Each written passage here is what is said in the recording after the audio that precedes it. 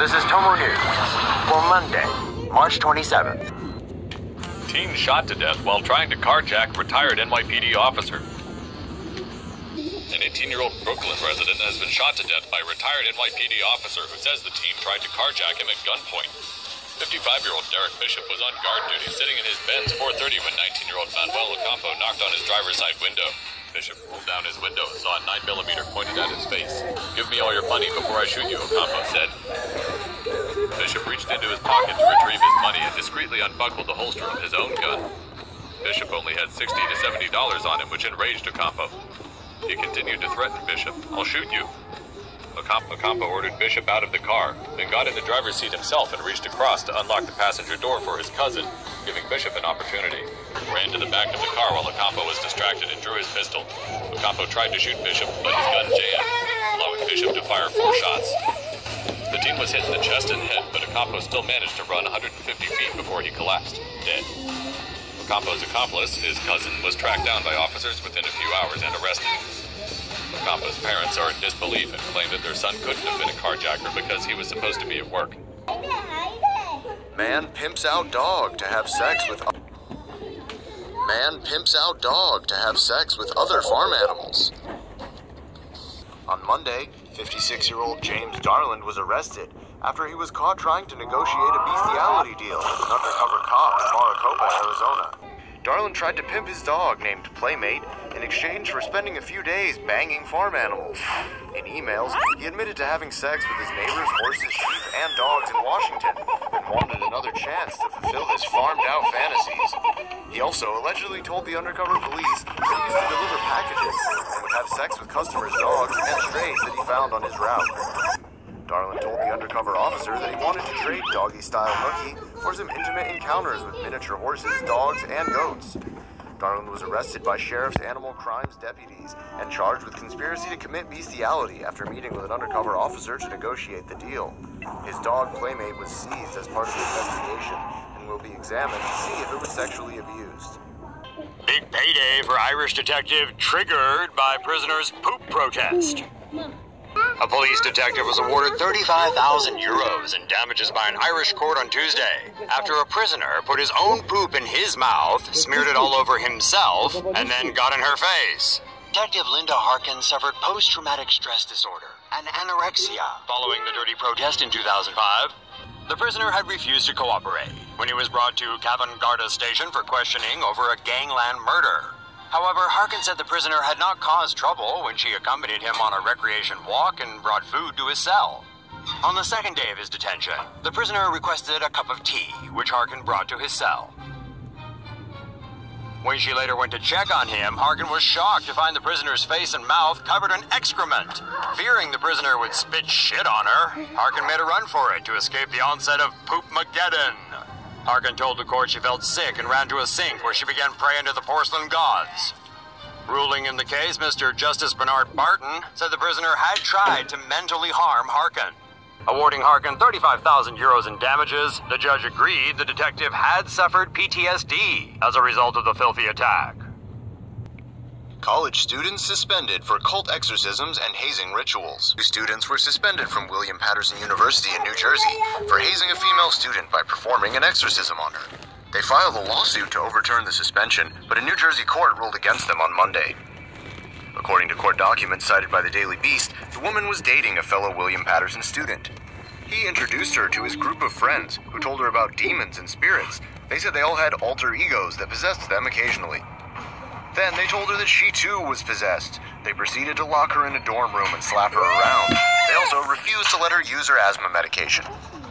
Then they took her to the school's volleyball courts where they splashed her with holy water until they were satisfied she had been cleansed of any demonic possession. Then, a few weeks later, they told her she had been possessed again, this time by an Eastern European sex slave. She was told to call one of the female exorcists Mistress and her boyfriend Master. On Monday, a New Jersey appellate court upheld the October 2013 decision to suspend the 2 students for violating the school's anti-hazing policy.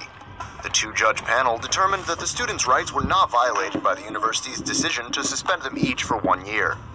The students admitted that they slapped the girl, but maintained that they were engaging in role-playing games. Donald Trump thinks there should be a national database for Muslims.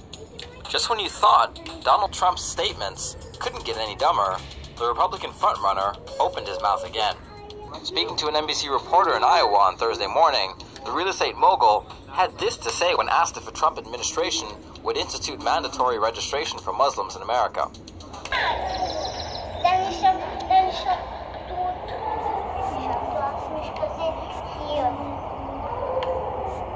So, how would that play out exactly, President Trump? What might that database look like? And how would it list Americans who happen to be Muslims, secret or otherwise?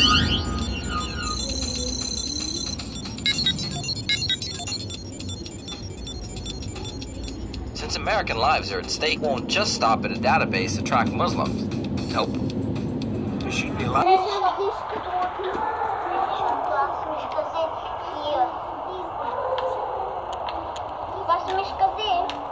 He's absolutely right, though. With today's technology, there's so many ways to detect and track Muslims, no matter where they're hiding, whether they happen to be American or not. Sadly, Trump failed to get into specifics about the plan, including what would be done in instances where Muslims failed to admit they were in fact Muslim. Whose job would it be to figure out who's Muslim and who isn't in that scenario? Understandably, since taking a lot of flack for the poorly thought out and ridiculous statements, Trump has backed off some.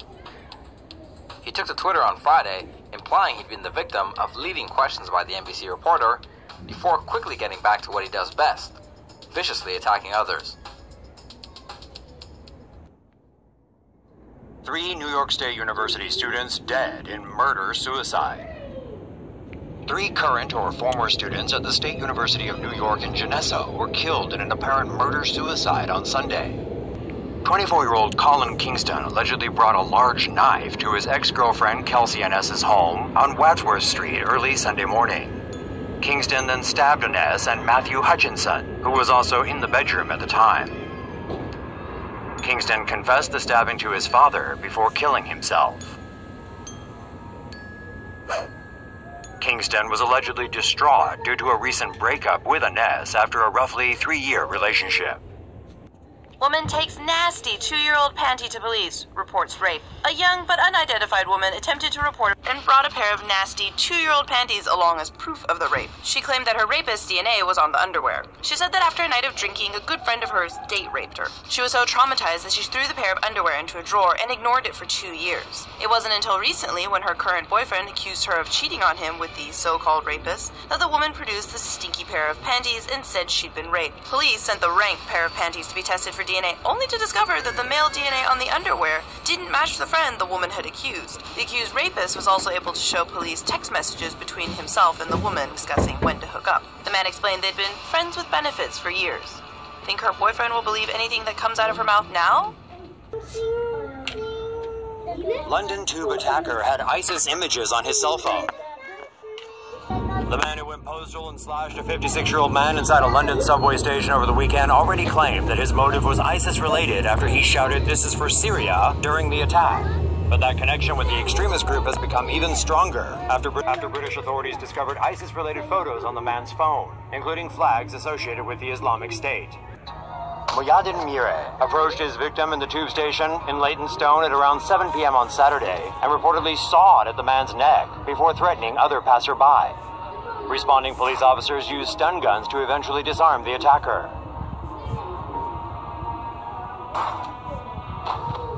When officers searched the 29-year-old's phone after the attack, they found photos from last month's Paris terrorist attacks, and that's not all.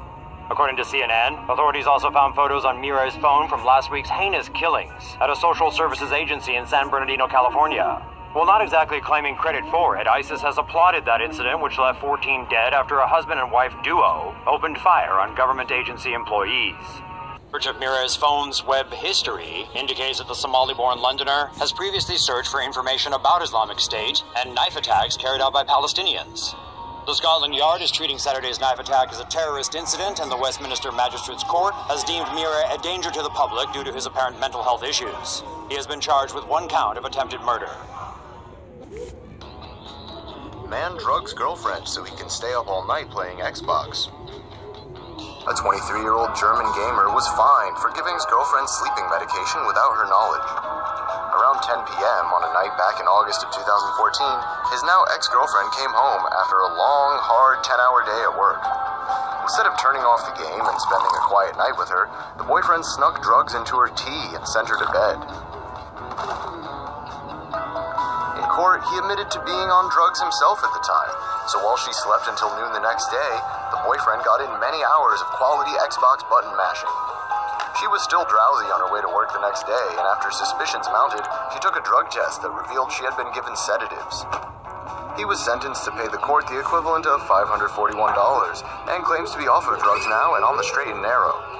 Maybe now he'll date singer-songwriter Lana Del Rey. She sounds kind of sleepy and likes guys who play video games, right?